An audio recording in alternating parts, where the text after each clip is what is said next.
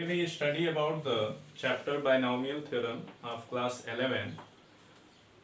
Before studying it, we first discuss about the sum point. जैसे lower classes में आप लोगों ने पढ़ा है about मोनोमियल, बाइनोमियल, ट्राइनोमियल, तो ये नंबर ऑफ टर्म्स के बेस पे डिफाइन किया गया. मोनोमियल मीन्स हो गया कि algebraic expression which contain only one terms. For example suppose that ax, तो इसमें तो वेरिएबल है, इसमें सिंगल टर्म में ये भी हो सकता है, इसको भी हम मोनोमियल बोल सकते हैं. वैसे ही बाइनोमियल, तो binomial means ax plus by, ये भी बाइनोमियल है, और विदाउट वेरिएबल ये भी बाइनोमियल बोला जाएगा. मतलब ये मैटर नहीं है कि उसमें वेरिएबल है या नहीं है, वो कांस्टेंट भी है तो भी उसको काउंट किया जाएगा.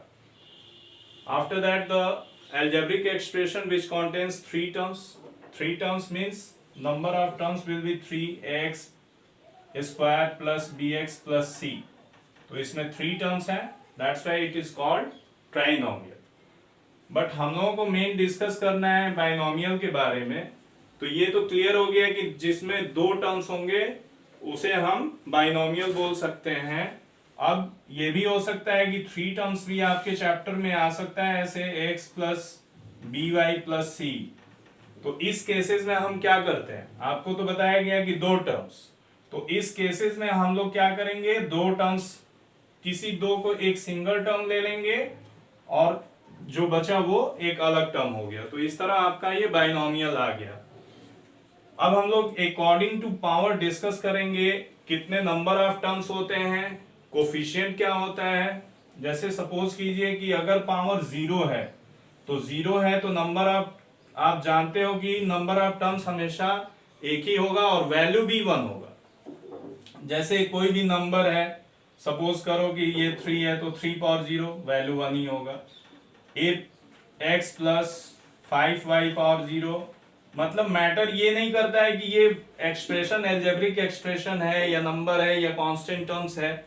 मैटर ये करता है कि अगर पावर 0 है तो वैल्यू हमेशा 1 होगा. तो हमें तो यहाँ नंबर ऑफ टर्म्स से मतलब है. अभी हम लोग नंबर ऑफ टर्म्स को ऑब्जर्व करेंगे कि कितने नंबर ऑफ टर्म्स हो रहे हैं. अगर पावर 0 है तो कितना नंबर ऑफ टर्म्स है, पावर 1 है तो नंबर ऑफ टर्म्स कितना है, 2 है तो कितना नंबर ऑफ टर्म्स है, 3 है तो नंबर ऑफ टर्म्स कितना है. मतलब जैसे जैसे पावर है तो नंबर ऑफ टर्म्स कितना हो रहा है, इस पॉइंट को हम लोग ऑब्जर्व करते हैं. तो यहाँ 0 है मतलब नंबर ऑफ टर्म्स कितना हुआ, 1. मतलब हम ऐसे लिख सकते हैं नंबर ऑफ टर्म्स को 0 प्लस 1. वैसे यहाँ पावर 1 है, काउंट कीजिए नंबर ऑफ टर्म्स कितना हो रहा है, 1 2. मतलब नंबर ऑफ टर्म्स क्या हुआ, 1 plus 1 2 number of terms. Means अगर पावर 1 हुआ तो नंबर ऑफ टर्म्स 1 प्लस 1. वैसे ही अगर पावर 2 है तो काउंट कीजिए 1 2 3. मीन्स नंबर ऑफ टर्म्स कितना हुआ, जो भी पावर है उसमें आप 1 प्लस कर दीजिए, 3. ऐसे ही 3 है तो देखिए नंबर ऑफ टर्म्स 1 2 3 4. मतलब पावर यहाँ 3 है तो नंबर ऑफ टर्म्स कितना हो गया, 3 प्लस 1 इक्वल टू 4. ऐसे ही अगर यहाँ 4 है तो देखो काउंट करो 1 2 3 4 5. तो इसमें नंबर ऑफ टर्म्स क्या हो गया, 5 हो गया. कई स्टूडेंट को इसमें भी कंफ्यूजन होने लगता है कि भाई ये भी तो नंबर ऑफ टर्म्स है, 4 इंटू ए क्यूब इंटू बी क्यूब. तो ये आप हमेशा दिमाग में रखिए कि अगर कोई भी टर्म्स मल्टीप्लाइड है या डिवाइड फॉर्म में दिया है तो वो हमेशा सिंगल टर्म्स कंसीडर किया जाता है. नंबर ऑफ टर्म्स जो काउंट करते हैं जब उनके 2 टर्म्स के बीच में प्लस या माइनस साइन आता है तब वो काउंटेबल होता है, अदरवाइज उसको सिंगल मानेंगे. जैसे 4 ए क्यूब बी, तो इनके बीच में क्या आ रहा है साइन, कुछ भी नहीं है, इंटू है मतलब एक टर्म माना जाएगा. तो ये हो गया आपका नंबर ऑफ टर्म्स के बेसिस पे हम लोग काउंट कर सकते हैं. थोड़ा हम लोग कोफिशिएंट को ऑब्जर्व कर लें. यहाँ 1 है तो देखो यहाँ कोफिशिएंट 1 आया. यहाँ पे देखो पावर 2 है तो जो ग्रेटेस्ट पावर होगा यहाँ भी आप ऑब्जर्व कर सकते हो, ग्रेटेस्ट पावर 1 है यहाँ, तो यहाँ भी पावर क्या है, दोनों का 1 1 है. फर्स्ट टर्म डिक्रीजिंग ऑर्डर में जाता है. डिक्रीजिंग ऑर्डर मीन्स इसका ग्रेटेस्ट पावर 1 है. यहाँ कुछ नहीं दिख रहा है तो कुछ नहीं दिख रहा है, तो इसको हम क्या मान सकते हैं, a पावर 0 मान सकते हैं, b का यहाँ पे कुछ नहीं है तो b पावर यहाँ 0 मान सकते हो। तो इस तरह तुम ऑब्जर्व कर सकते हो कि फर्स्ट टर्म डिक्रीजिंग ऑर्डर में गया, सेकंड टर्म इंक्रीजिंग में गया, यहाँ 0 है यहाँ 1 हुआ, तो सेकंड टर्म का पावर क्या हुआ, डिक्रीजिंग ऑर्डर में जा रहा है। सॉरी यहाँ थोड़ा गड़बड़ बोल दिए, ये फर्स्ट टर्म हमारा डिक्रीजिंग में जाता है अकॉर्डिंग टू पावर, जो पावर होता है फर्स्ट टर्म का डिक्रीजिंग में जाएगा और सेकंड टर्म का इंक्रीजिंग में जा रहा है। अब यहाँ पे और वो पॉइंट क्लियर होगा, देखो यहाँ पे जो भी पावर होता है यहाँ वो एज अ ग्रेटेस्ट पावर हम लेते हैं, तो फर्स्ट टर्म का देखो पावर यहाँ ग्रेटेस्ट पावर है, फिर ये डिक्रीजिंग ऑर्डर में जा रहा है, यहाँ 2 है यहाँ 1 हुआ, फिर यहाँ पे a का अगर कुछ भी पावर नहीं है तो यहाँ क्या माने 0, तो मतलब क्या हुआ a का पावर देखो डिक्रीजिंग में 2 1 0। ऐसे ही अगर हम सेकेंड टर्म का देखें तो ये इंक्रीजिंग में जा रहा है, मतलब यहाँ पे b का पावर क्या ले लेंगे 0 लेंगे, थोड़ा यहाँ क्लियर नहीं हो रहा है, यहाँ लिख दे रहे हैं इस पॉइंट को, आप समझ सकते हैं, यहाँ प्लेस नहीं है इसलिए मैंने इसको यहाँ लिख दिया। तो b का पावर कुछ नहीं है तो b पावर 0 मान सकते हैं। तो देखो ये सेकंड टर्म का पावर क्या हो रहा है, इंक्रीजिंग में जा रहा है 0 1 2। ऐसे ही यहाँ भी आप ऑब्जर्व कर सकते हैं पावर को, यहाँ भी आप ऑब्जर्व कर सकते हैं कि फर्स्ट टर्म का पावर डिक्रीजिंग ऑर्डर में लिखा जाता है और सेकंड टर्म का पावर इंक्रीजिंग में। अब कंफ्यूजन होता है कि भाई यहाँ से शुरू हो रहा है सेकंड टर्म, हमेशा हर एक टर्म्स में हर एक एक्सपेंशन में आप देखो यहाँ से स्टार्ट हो रहा है, मैंने सेकंड टर्म से स्टार्ट हो रहा है, तो इसका मतलब फर्स्ट टर्म में तो लिखा ही नहीं गया, चूंकि फर्स्ट टर्म में मतलब है कि उसका पावर क्या है, फर्स्ट टर्म में 0 है, और 0 का अभी आपको बताया गया कि किसी भी टर्म्स का पावर अगर 0 होता है तो वैल्यू उसका 1 लिखा जाता है, इसलिए उसे हम कहीं भी एक्सपेंशन में सेकंड टर्म का पावर 0 करके नहीं लिखते हैं। ठीक है, अब थोड़ा इसमें हम लोग कोफिशिएंट को ऑब्जर्व करते हैं। अभी तक हम लोगों ने पढ़ा पास्कल ट्रायंगल्स लॉ के बारे में, अब थोड़ा हम लोग बाइनोमियल एक्सपेंशन देखते हैं। a plus B power n, तो जैसा मैंने उसमें समझाया कि फर्स्ट टर्म का पावर डिक्रीजिंग ऑर्डर में जाएगा और सेकेंड टर्म का पावर इंक्रीजिंग ऑर्डर में जाएगा, और हमेशा उसमें जैसे मैंने सारे एक्सपेंशन में दिखाया कि सेकेंड टर्म हमेशा किसी भी एक्सपेंशन में सेकेंड टर्म से ही स्टार्ट होता है।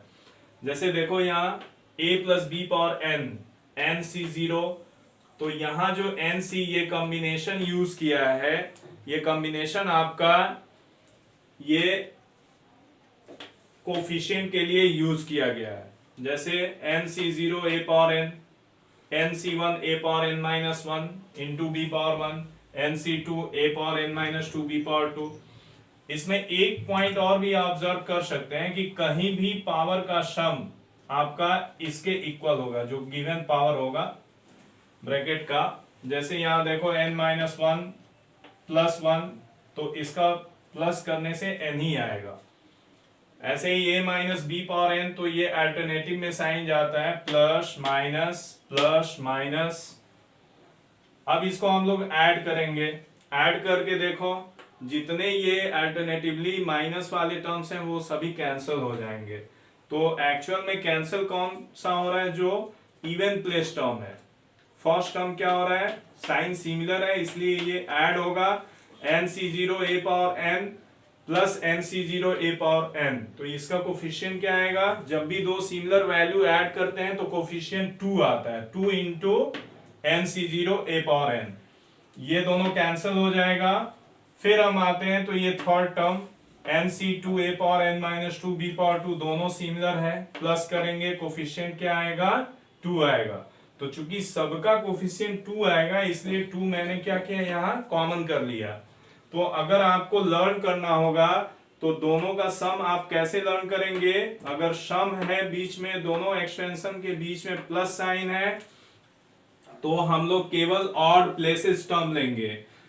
बोलने से तो ऑड प्लेस आ रहा है बट अगर हम देख रहे हैं तो ये nc0 2 4, तो ऐसे भी आप समझ सकते हो अकॉर्डिंग टू पावर अगर आप देखो तो या इस nc0 का अगर हम देखें तो 0 2 4 ऐसे आ रहा है। ऐसे ही अगर हम सब्ट्रैक्शन कर रहे हैं तो 1 3 5 ऐसे करके आ रहा है, मतलब ऑड आ रहा है। बट ये ऑड वाला क्या है, ये इवन प्लेस है। इवन वाला जो दिख रहा है वो ऑड प्लेसेस है। तो देखो अब जब माइनस करेंगे तो साइन क्या होगा, चेंज होगा। जो प्लस है वो माइनस हो जाएगा, कैंसिल हो गया। फिर यहाँ माइनस है तो ये प्लस हुआ, तो फिर ये दो सिमिलर वैल्यू ऐड होगा। तो ये क्या है, इवन प्लेस है, तो इसलिए ये this plus this same value है, तो 2 कोफिशिएंट हो जाएगा। ऐसे ही जितने इवन प्लस टर्म्स हैं उसमें स्टार्ट हो रहा है सेकंड नंबर से 1 3 5 ऐसे करके आएगा, और सभी का कोफिशिएंट 2 आएगा, इसलिए 2 को कॉमन कर लिया गया। अब सपोज करो कि इस एक्सपेंशन में फर्स्ट टर्म 1 ले लिया गया, तो a के प्लेस पे 1 ले लेंगे। As you know that power of 1 का पावर अगर कुछ भी लिया जाए तो वैल्यू हमेशा 1 ही होता है। जैसे 1 पावर n, क्योंकि फर्स्ट टर्म के प्लेस पे मैंने a के प्लेस पे 1 ले लिया, तो 1 पावर n तो 1 ही होगा। 1 का पावर कुछ भी हो वैल्यू 1 ही रहता है। तो यहाँ 1 ले लिए, यहाँ भी 1 रखेंगे तो ये 1 ही हो जाएगा। तो हमारा b के प्लेस पे मतलब सेकेंड टर्म को हम क्या ले रहे हैं, x ले रहे हैं। मतलब बस b के जहां जहां सेकेंड टर्म है उसको x से रिप्लेस कर देना है, और फर्स्ट टर्म को 1 से। तो चूंकि ये फर्स्ट टर्म का एक्सपोनेंशियल फॉर्म में दिया है और 1 का कुछ भी पावर हो वो वैल्यू 1 होता है, इसलिए एक्चुअली फाइनली क्या हो रहा है कि ये a वाला टर्म्स क्या हो रहा है, इस एक्सपेंशन से एलिमिनेट हो रहा है। कब हो रहा है, जब a के प्लेस पे यहां 1 ले रहा है, b के प्लेस पे x लिए, इसलिए b का एक्सपोनेंशियल फॉर्म आ गया। केवल b के प्लेस पे मैंने x रख दिया। देखो b पावर 1 है या x पावर 1, यहाँ 2 है x power 2 and so on, b power n x power n। ऐसे ही माइनस वाले में भी करना है। इसको भी जब हम ऐड करेंगे तो सेम जैसे ऐड करने से यहाँ पे आया था, सेम वैसे ही यहाँ भी हम फाइंड आउट कर सकते हैं। तो इसका भी जब दो सिमिलर वैल्यू ऐड होगा तो 2 आएगा कोफिशिएंट। इसके बेस पे हम लोग ये फार्मूला प्लस करके और माइनस करके इसको हम लोग फाइंड आउट कर लिए, जैसे हम लोग यहाँ फाइंड आउट किए थे। अब मान लीजिए थोड़ा सा ये फार्मूला प्रूफ करने के लिए भी देता है। सपोज करिए कि x को मैंने क्या किया, 1 से ही रिप्लेस कर दिया, मतलब मैंने फर्स्ट टर्म को भी 1 ले लिया और सेकंड टर्म को भी 1 ले लिया।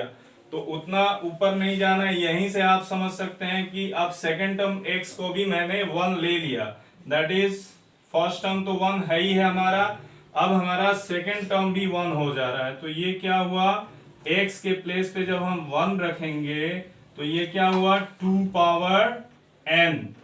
और जैसा मैंने अभी बताया इसमें कि जैसे यहाँ a के प्लेस पे, दैट इज इसमें फर्स्ट प्लेस पे 1 लिए, और मैंने बताया कि 1 का पावर कुछ भी हो वो वैल्यू 1 ही हो जाता है। तो यहाँ 1 मैंने लिया।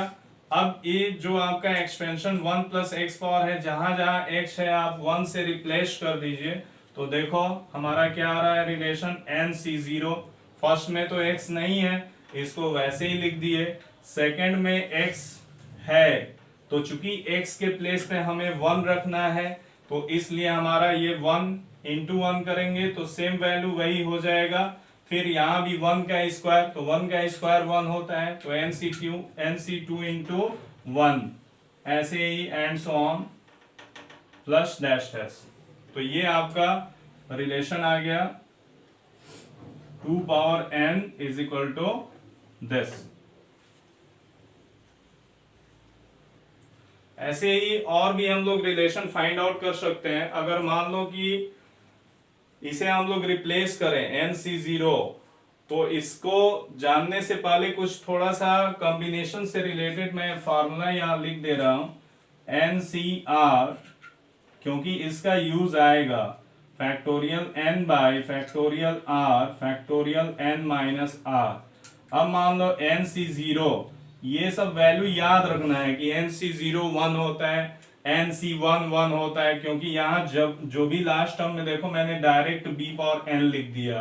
क्यों लिख दिया, क्योंकि जब ये आपका 0 1 2 ये भी तो इंक्रीजिंग ऑर्डर में जा रहा है, तो इंक्रीजिंग ऑर्डर में जा रहा है तो लास्ट जाते जाते NCN होता, तो चाहे एन सी 0 हो या एन सी एन हो, इसका वैल्यू क्या होगा? 1 होगा। अब ये ऐसा कैसे हो गया? इसको इस फॉर्मूले से आप समझ सकते हो। N C R equal to होता है N C N minus R. तो वैसे ही यहाँ एन सी एन के जगह पे हम क्या लिख सकते हैं? N C N equal to N C N minus N. तो N C N equal to N C 0 equal to 1। ये मैं फाइंड आउट करके भी दिखा दे रहा हूं। जैसे एन सी 0 देखो, N C 0 factorial N factorial R, देखो फॉर्मूले में आर, तो आर के प्लेस पे हमारा 0 है, और फिर यहाँ factorial N minus 0, N minus 0 N ही होता है। तो आपका ये फाइनली, और फैक्टोरियल 0 का वैल्यू 1 होता है, तो फाइनली ये आपका आ गया factorial N, this and this cancel, then you will get 1। तो इस तरह आपने देखा एन सी 0 1 आया। ऐसे ही आप एन सी एन भी फाइंड आउट करोगे तो उसका वैल्यू 1 आएगा। मतलब अब हमें फाइंड आउट करना है N C 1 plus N C 2। ऐसे हमें जब फाइंड आउट करना होगा तो ये हमारा वैल्यू आ जाएगा। देखो 2 पावर n इक्वल टू, ये रिलेशन आया N C 0 plus N C 1 plus N C 2 plus dash dash. अब देखो ये एन सी 0 मैंने देखा 1 होता है, तो इसके प्लेस पे हम लोग 1 रख देंगे, 1 प्लस एन सी 1। तो ऐसे इसके बेस पे पहले बहुत सारे फार्मूलाज प्रूफ करने के लिए आते थे, बट अब उतना ज्यादा नहीं है, बस नॉर्मल सा आएगा 2 नंबर में, उसको आप कर सकते हैं। ये 1 को ट्रांसपोज कर दिए इधर, तो ये आ गया आपका 2 power n minus 1 is equal to N C 1 plus N C 2 plus N C 3 up to dash dash. तो ये आपका फाइनली हो गया।